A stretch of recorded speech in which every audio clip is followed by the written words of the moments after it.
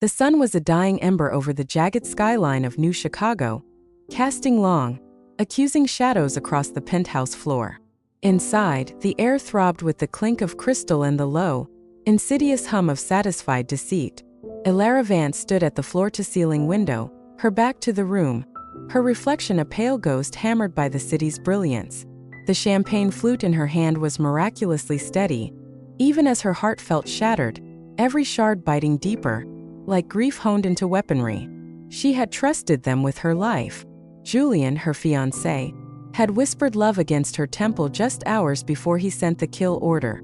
Marcus, her oldest friend and the brother she had chosen, crafted the legal framework for her annihilation.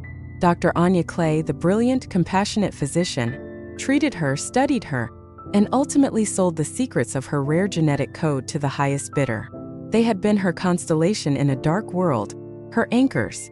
Together they built Ethelgard, a biotech empire on the brink of curing degenerative neural diseases. Elara's own unique DNA was the unwilling cornerstone. Their betrayal hadn't been a blunt instrument. It had been a surgical strike, a fabricated scandal, leaked proprietary data traced to her terminal, a sudden, tragic relapse of a condition she never had. They'd framed her, bankrupted her, and left her for dead in a staged car wreck, all while smiling for the cameras at charity galas.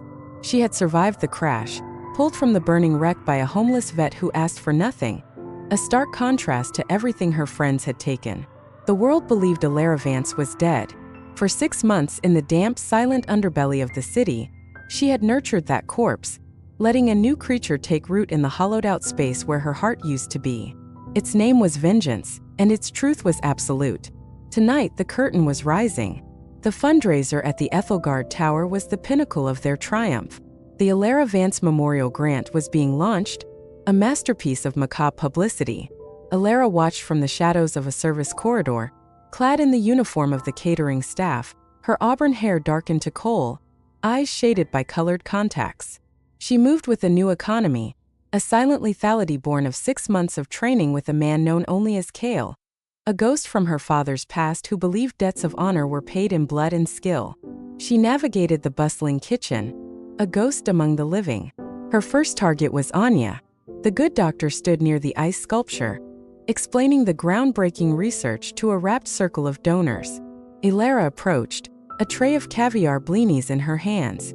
As she offered the tray, her fingers brushed Anya's wrist, depositing a microdot of a customized neurotoxin onto her skin. It was a clay-designed compound, ironically one meant for targeted neural therapy. Elara had simply recalibrated its purpose. "Your canopy, doctor," Elara murmured, her voice lowered to an unfamiliar register. Anya barely glanced at her, taking a blini. "Thank you."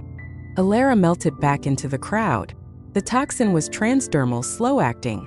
It would mimic a sudden, catastrophic stroke, but with one unique signature only Anya would recognize in her final, terrifying moments. It would trigger a phantom scent of gardenias, the flower Elara had always worn. A personal farewell. Next was Marcus. He was in the library bar, holding court, his laughter too loud, his gestures too broad. The guilt, it seemed, required dilution with expensive scotch. Elara had accessed his private cloud. His password was still the date of their college graduation, a sentimental fool. She'd found more than legal documents. She'd found his fetish for high-stakes gambling on underground platforms, funded by embezzled Ethelgard funds. At precisely 9 p.m., as Marcus regaled a senator with a story, every screen in the bar, tablets, phones, the massive wall display, flickered and changed. Instead of stock tickers, they showed a cascade of encrypted transactions, shell company ledgers, and damning video of Marcus in a clandestine betting den. The audio, a recording of him discussing the falsification of Elara's medical records, played on a loop. His face drained of blood. The senator stepped back as if from a leper. Marcus's reputation, his life's work, dissolved in the span of 30 seconds. His betrayal had been paper and lies. His ruin would be the same. Then Julian. He was on the podium now, the grieving widower, his jaw set in a performance of noble sorrow. "Elara was the heart of Ethelgard," he intoned, the holographic portrait of her smiling face hovering beside him. "Her loss is a wound that never heals." Elara felt an icy smile touch her lips. You have no idea. She slipped into the control room, empty now as the staff watched Julian's speech on the monitor. With a few keystrokes, she hijacked the holographic feed. Julian's face flickered. The image of Elara morphed. It was no longer the smiling portrait, but security footage from the day of the betrayal. Grainy but unmistakable. Julian in her private study, planting the data drive. Then a clear audio clip. Asterisk, make it look like an accident. The car's systems are already compromised. She won't survive the ravine. Asterisk.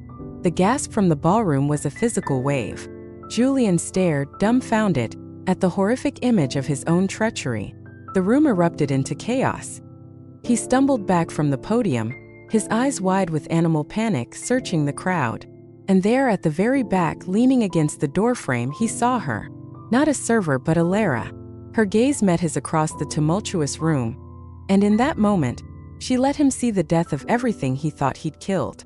She offered no rage, no melodrama. Just a slow, deliberate blink, the indifferent verdict of a judge.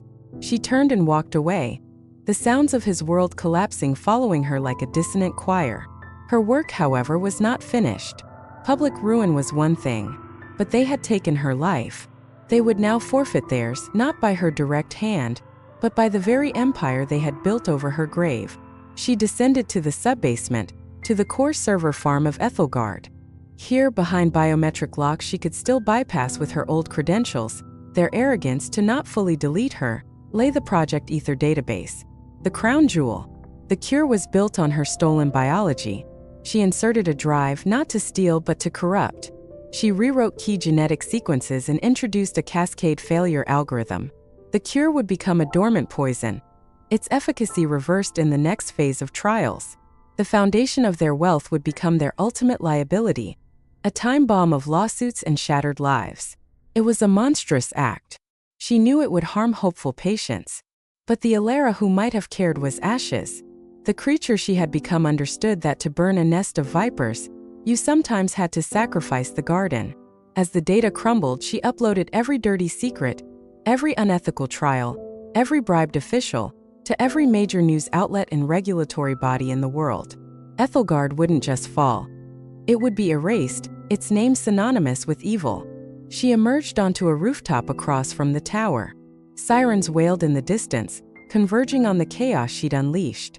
Flashes of camera lights from the media swarm below illuminated the tower like a strobe light of disgrace.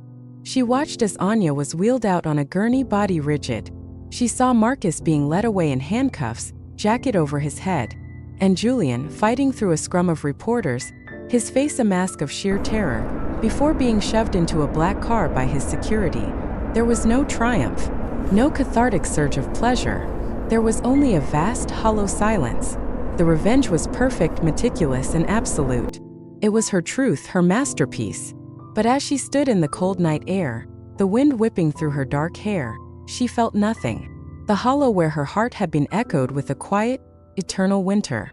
She had traded her humanity for this moment, and the price felt exact and complete. She was no longer Elara Vance. Elara was the ghost they had created. She was the consequence. She turned her back on the beautiful, burning ruin of her old life, and vanished into the welcoming darkness, a shadow among shadows, her only truth now carried within her. The cold, perfect geometry of a revenge served not hot, but frozen to absolute zero. If you found yourself gripped by this tale of betrayal and cold, calculated justice, if the transformation of Elara Vance from victim to architect of ruin resonated with you, then you've come to the right place. This channel is dedicated to stories where the wronged rise, where secrets fester in penthouses and lab corridors, and where payback is not just an emotion, but a meticulously crafted art form. We delve into the darkness so you don't have to. So if you're ready for more journeys into the heart of vengeance, the complexities of justice, and the shadows of the human soul, be sure to subscribe. Hit that notification bell so you never miss a new story when it drops. We have so many more tales to tell, each one waiting to pull you into a world where the line between right and wrong is as sharp as a razor's edge. Until next time, remember, trust is the most expensive currency. Spend it wisely.